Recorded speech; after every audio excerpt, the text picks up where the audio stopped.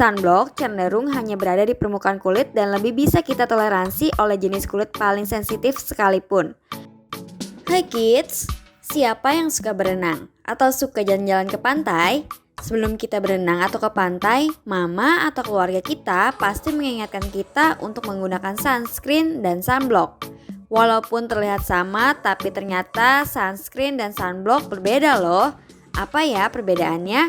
Yuk kita cari tahu. Perlindungan terhadap matahari.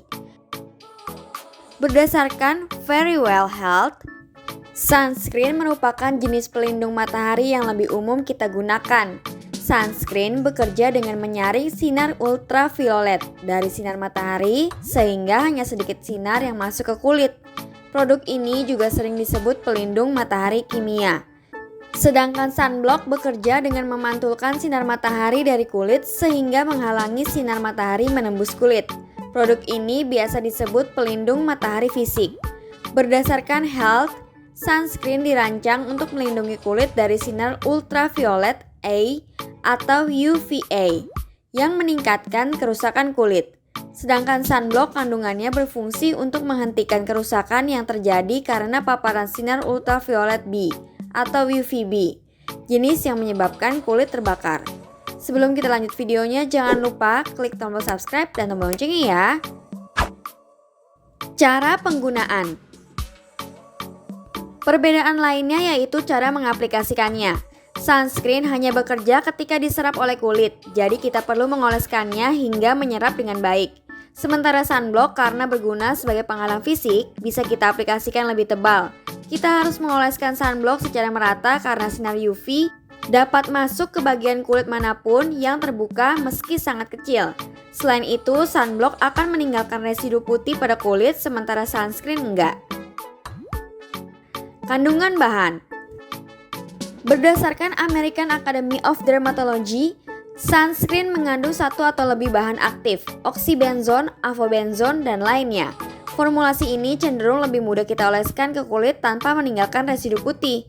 Berdasarkan Health, sunscreen bergantung pada reaksi kimia untuk menyerap sinar UV dan mengubahnya menjadi panas untuk kemudian dilepaskan dari kulit. Sunblock mengandung bahan mineral seperti titanium dioksida atau seng oksida yang secara fisik menghalangi sinar UV. Bahan-bahan ini punya konsistensi yang lebih tebal sehingga merasa lebih susah kita aplikasikan merata ke seluruh tubuh. Sensitivitas pada kulit. Sebelum kita memilih menggunakan sunscreen atau sunblock, kita harus memahami apakah kulit kita sensitif atau enggak. Berdasarkan Somadaksi, sunblock direkomendasikan untuk orang dengan kulit sensitif karena beberapa bahan dari sunscreen dapat menyebabkan iritasi atau reaksi alergi.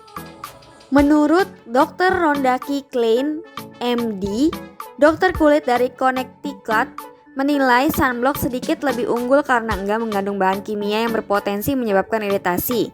Sunblock cenderung hanya berada di permukaan kulit dan lebih bisa kita toleransi oleh jenis kulit paling sensitif sekalipun.